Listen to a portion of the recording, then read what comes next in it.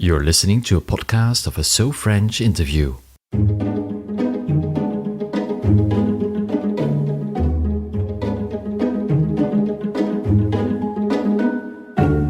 This month, it is exactly a century ago that France and Britain made a secret deal. In the middle of the First World War, the two allies agreed to divide the Middle East between them. It was negotiated by the French diplomat François-Georges Picot and the British politician Sir Mark Sykes. The deal was signed on May 16, 1916 and became known as the Sykes-Picot Agreement. And to this day, many people consider that agreement as one of the causes of the many conflicts in the Middle East.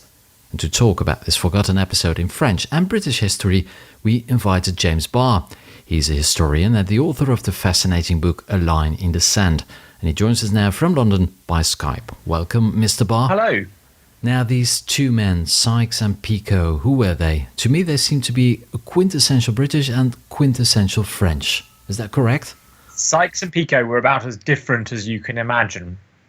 Mark Sykes was a Conservative Member of Parliament. He'd been a Member of Parliament for about 4 years, and he was a very breezy, genial man, somebody who had a different idea every day of the week.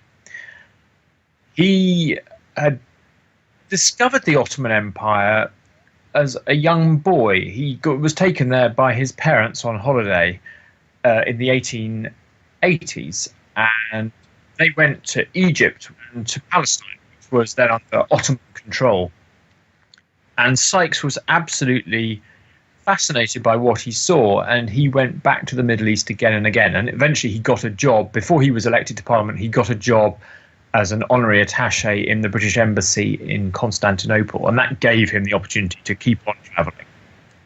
In 1915, this culminated with the publication of a book that he wrote called The Caliph's Last Heritage, and it was part of a travel diary. François-Georges Picot was a very different man. He was much more serious. He was a rather humourless man, the British thought. And he had also served in the region. He had been France's consul to Beirut just before the First World War broke out. And in fact, the outbreak of war forced him back to Paris.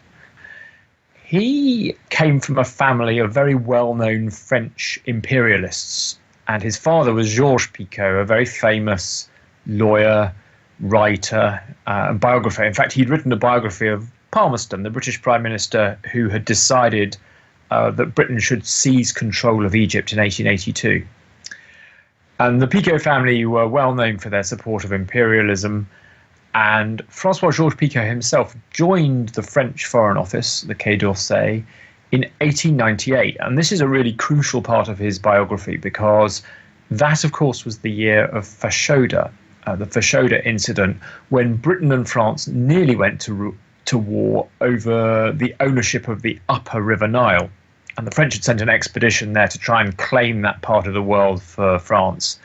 And the British, when they realised what was going on, sent a counter-expedition to go and get rid of the French, get the French out, and threatened them with a war if they didn't comply. That was the year that François-Georges Picot joined France's diplomatic service. And we know it was something that really registered with him. He constantly referred to the incident, and it left him with it made him realise that in the future, France needed to be much tougher when it was dealing with the British government. So these two men couldn't be more different. What happened when Sykes and Picot met for the very first time? So they met for the first time in December 1915, and the circumstances of that meeting were quite awkward. Georges Picot had come to London a couple of months earlier. He'd set himself the job of negotiating an agreement with the British government over the future of the Middle East. And the early meetings he had with the British had resulted in a complete deadlock. France wanted so much, Britain wanted so much, and the two sides simply couldn't agree. And Mark Sykes then was brought in by the British cabinet to try and find a way through the impasse. And he came up with the idea of a very simple straight line division of the Middle East between France and Britain. And if you read the minutes of the meeting that Sykes went to, He described it like this. He said, "I'd like to draw a line from the E of Acre to the last K in Kirkuk." And the British minister sitting round the table opposite him loved this idea and loved the simplicity of it. And they frankly wanted to delegate the problem to somebody else. So they deputed Sykes to go and meet Georges-Picot. And what did François Georges-Picot think of this line in the sand? Well, it just about suited him. Georges-Picot went essentially wanting to get for France what we now think of as Lebanon and Syria, and possibly Palestine as well, modern Israel. The French had long had a mixture of interests there. They had a cultural interest, strong cultural relationship, because France had set up a lot of private schools in that part of the world that were much better than the Ottoman state schools that existed. That was all part of the sort of rayonnement that the French wanted to achieve of their culture. But they also had commercial interests as well. They had bought stakes in utility companies operating in the Ottoman Empire, railways, lighting, all that sort of stuff. And they were determined to not only to protect that investment, but also to use it as a way of getting a foothold in the Eastern Mediterranean. So Georges-Picot went into those negotiations wanting Syria, broadly as he called it, and Sykes went in wanting what he called a belt of English-controlled country. Essentially, what Sykes was trying to do was protect the route to India, and so he wanted to control that part of the world between the Suez Canal eastwards to the Iranian frontier. Was that the main idea between the division between the north and the south, this line in the sand, to secure the route from Europe to India, at the time Britain's most important colony? That's right. The British wanted to control the route to India, exactly. And they wanted to keep away their allies, ironically. It was the assumption behind this agreement was that Britain and France and Russia would win the war. And if that happened, then France and Russia would once again be Britain's biggest rivals. And so what Britain wanted to do was create this cordon sanitaire of territory across the Middle East that meant that you had to cross British controlled territory if you wanted to get from the Mediterranean through into the routes to India. Now, while I was reading your book, I sometimes had the impression I was reading some kind of soap opera. France and Britain were fighting together in Europe in the First World War, but at the same time they were backstabbing each other in the Middle East. How could you explain this paradox in the Franco-British relation? It's something the Middle East always seems to do. It seems to manage to turn allies into rivals, I think. And that's because of its geostrategic position. The Middle East is a crossroads between three major continents, between Asia, Africa and Europe. And because of that, the control of that part of the world has been fought over since history began. And Britain and France, although they were allies fighting the war, were always conscious that if they won the war, they would then be jostling to be the world's great superpower before the Americans arrived. Those were the stakes. And so it was quite possible to have this Janus-faced relationship. And by that I mean that on the Western Front, Britain and France could be allies, albeit often rather tense allies who disagreed over tactics and over strategy. And in the Middle East, they could be rivals. And those tensions, actually, that is partly why the Sykes-Picot Agreement happened, because Britain and France had very different ideas about how to win the First World War. French wanted to launch yet another offensive on the Western Front. Because there were German troops on French soil, French public opinion insisted that the initiative had to come in France. It had to be an attempt to drive Germans out of France. But the British, of course, who were fighting in France and in Belgium, but not on their own ground, were able to think a bit more broadly, and they didn't have the same constraints that public opinion imposed. And so the British in 1915 had come up with the idea of landing at Gallipoli. And the French regarded this as a bit of a distraction, and they were also suspicious because they knew that the British had imperial ambitions, and they thought that the British actually were putting those ambitions ahead of actually the job of winning the war. And the Sykes-Picot Agreement was designed to allay those suspicions. Now, one of the protagonists in your book, apart from Sykes and Picot, of course, is T.E. Lawrence, better known as Lawrence of Arabia. He was very important in this period in the Middle East. What was his role exactly? Lawrence, at the beginning of the war, was a desk officer in the intelligence branch in Cairo, and his job was plotting the movements of the various Ottoman armies using whatever information the British and the French could get hold of. But he got bored of that job, and during 1915, two of his brothers were killed fighting on the Western Front. And reading his letters from that time, you get the sense of someone who is almost embarrassed about the fact that they are not taking an active role in the war. So in 1916, when the Arab Revolt broke out, revolt British had encouraged all along, Lawrence seized the chance to get involved in it, and particularly after it appeared to fizzle out, Lawrence went to Arabia to report on the situation and offer a solution to the problems. The thing was, though, that Lawrence was also really anti-French. I think that's quite an euphemism, isn't it? Exactly. And before the war, he'd worked as an archaeologist in Syria, and he didn't like the signs of French influence that he saw. Lawrence liked the Middle East as many tourists like it. They like it untouched and crumbling and redolent of all that history.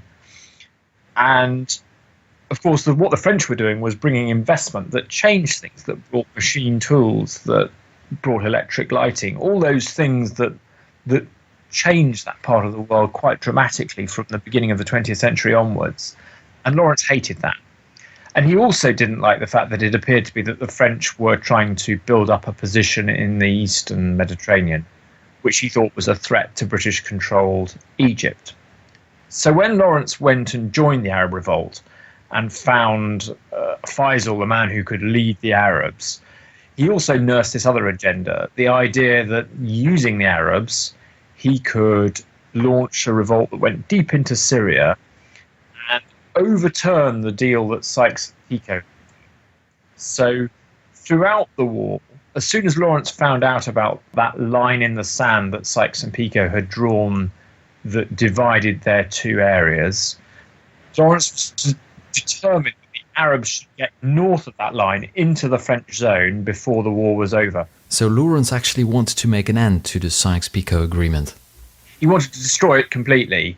He didn't like Sykes. He thought that Sykes was a gifted amateur who talked a very good game but didn't really know that much about what he was doing. Whereas Lawrence had lived in the region, he'd worked directly with the Arabs, which is something that Sykes had never done. And he had a much better feeling for what the Arabs wanted, and he thought that Sykes had got it completely wrong. Do you think that if Lawrence would have had his way, today's problems in the Middle East would be less serious? That's the million-dollar question. What did Lawrence want? Lawrence, at the end of the war, proposed dividing the Middle East, not along the lines that Sykes and Picot had done, but essentially parceling it up into territories that would be ruled by the sons of Sharif Hussein, who was the man who launched the Arab Revolt in 1916. And there's no proof this would have been any more successful than the arrangement that Sykes and Picot came to. But it did show, the map that Lawrence came up to illustrate this plan did show that he was aware of differences in that part of the world, differences in terms of religion and in terms actually of the way that people lived, because there was a huge difference between people who lived in the cities in the Middle East and people who lived in the countryside, who were farmers or even Bedouin roaming the desert. So he appreciated there was this distinction, and he tried to resolve it that way. But ultimately, it would all depend on the quality of government in all those areas, and that's what's been so lacking ever since then. And indeed, ever since the Sykes-Picot Agreement is seen by many as the source of all evil. Is that a cliche, or is there actually some truth to it? The Sykes-Picot Agreement is responsible for one very important issue, and that is the Arab-Israeli conflict. Because the Sykes-Picot Agreement didn't resolve the question of Palestine. Neither of them could agree that the other one could have it. And so they resolved at the time, when they did the deal, that it should have an international administration, but neither of them liked that as a concept. No sooner had they done that deal than the British started to think of ways to undermine that outcome. And they did so by looking to the Zionists, who'd wanted a national home in Palestine since the end of the 19th century, and they'd been campaigning for that, but without much success. And the British now took up that cause, and in the Balfour Declaration in 1917, they offered the Jews a national home. And of course, that became the mandate of Palestine after the war, and large number of Jews moved there, particularly once Hitler came to power in Germany. And that set the scene for the Arab-Israeli conflict, because that immigration of large numbers of Jews to Palestine stressed the relations between the Arabs and the Jews, and ultimately resulted in the creation of the State of Israel in 1948. So the Israeli-Palestine conflict has its roots in the Sykes-Picot Agreement, yet the so-called Islamic State also uses Sykes-Picot in its propaganda, isn't it? That's right. Well, they're certainly drawing on resentment, which undoubtedly exists, because in a way that Sykes-Picot means two different things. It means the deal that was done in 1960, but it also, in the Arab world, it's a shorthand for a much broader condition, which is essentially the fact that their domestic politics are always subject to foreign interference. Always have been, and for the foreseeable future always will be, because of the location of the Middle East, because of great power rivalry in that part of the world, and the number of different interests. And so when ISIS talks about Sykes-Picot, the borders are a symbol of this foreign interference. They are the symbol of the fact that the people living in that part of the world have not been masters of their own fate, probably ever. They have been the subjects of one or other empire, or the pawns of one or other power ever since the beginning of time. Well, it's a century after Sykes-Picot, but you don't seem to be very optimistic about the next century, do you? I'm not, unless those countries can develop more stable forms of government. The best antidote to these problems would be if each of these countries could produce governments that are more robust, that reflect the desires of their people, that deliver economic growth for them. And so far, all of them have failed to do that.